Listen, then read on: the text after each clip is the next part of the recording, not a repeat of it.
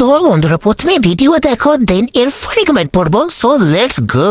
সুমির বাবা আমাকে বললো তুমি তাড়াতাড়ি একটা টিফিন বানিয়ে দাও, আমি কাজে বেরিয়ে যাও। আমি বললাম কাজে বেরোলে তুমি আর কখন আসবে কোনো ঠিক নেই, আগে থেকে বললে আমাকে ভাত রান্না করতে। সুমির বাবা আমাকে বললো আমার অত সময় নেই, তুমি যা হোক একটা টিফিন বানিয়ে দাও। আজকে যে আমার প্রচুর কাজের চাপ, এদিকে ছেলে মেয়ে আমার অনেক দেরি করেই ওঠে, তাই অত সকালে রান্না বান্না করলে কেউ খেতেই চায়। সে যাই হোক, বিয়ের আগে আমি কোনো কাজই করতাম না, দুই দাদার আদরের বোন ছিলাম আমি, আর মা বাবার কাছেও খুব আদর পেতাম। আর আমার মা আমাকে রেখে কোথাও যেত না, আমি যে কোনো কাজই পারতাম না করতে। আর এখন আমার মা আমাদের বাড়িতে এসে আমার কাজ দেখে পুরো অবাক হয়ে যায়। আমাকে আমার মা বলে তুই এখন কত কাজ পারিস আর কত কাজ শিখে গেছিস, আমি দেখলে পুরো অবাক হয়ে যাচ্ছে। বিয়ের আগে আমি কাজ করতে না পারলেও আমার মা যে আমার কোনো দিন বকেনি। আমার মা বলতো বিয়ের পরে সব কাজই শিখে যাবে। এই জন্যই আমি বলি আমার সুমি কাজ করতে না পারলেও আমি কোনো চিন্তাই করি, বিয়ের পরে সব কাজ ঠিক শিখেই যাবে। আর তোমাদের সঙ্গে কথা বলতে বলতে আমার এদিকে টিফিন বানানো হয়েও গেছে, আর সুমির বাবাকে খেতেও দিয়ে দিয়েছে। এই ভিডিওটা কেমন লাগলো অবশ্যই জানিও।